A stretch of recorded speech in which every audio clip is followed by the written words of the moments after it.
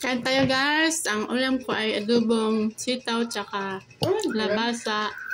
Tapos wala. Kape lang nga. Tapos chicken breast na chicken. Kape? Hiningi nga ni Tebes. Uto siya eh.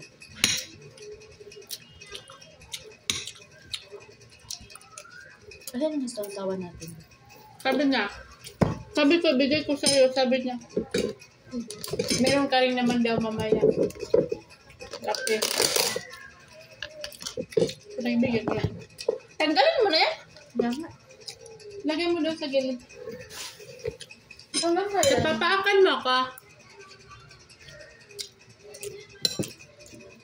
Gulay lang gusto kong pula. Tapos meron pa guys. Pizza pie. Ay, mango pie pala. Peach mango. Ang kaya ng libre? Ewan ka. Yung chicken jersey na manok guys. Tsaka ito. Tsaka may kape. May kape din. Pinigay ko lang sa kasama ko sa trabaho kay overtime siya. Bigay ito ng kampanya namin. So, libre kami ng pagkain kapag mahal na araw. Na,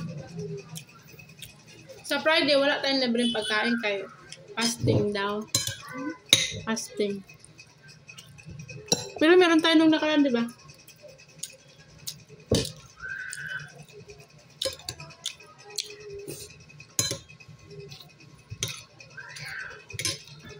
Magbinignit tayo. Ha? Ano ba yan? Gusto ko magbinignit. Paano nga?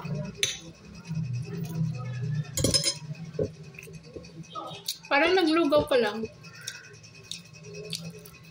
Pato. Ang una mong gagawin.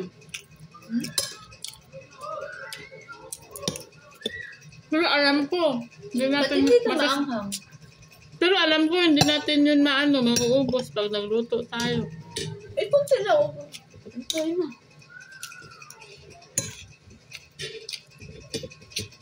Wala gali akong time.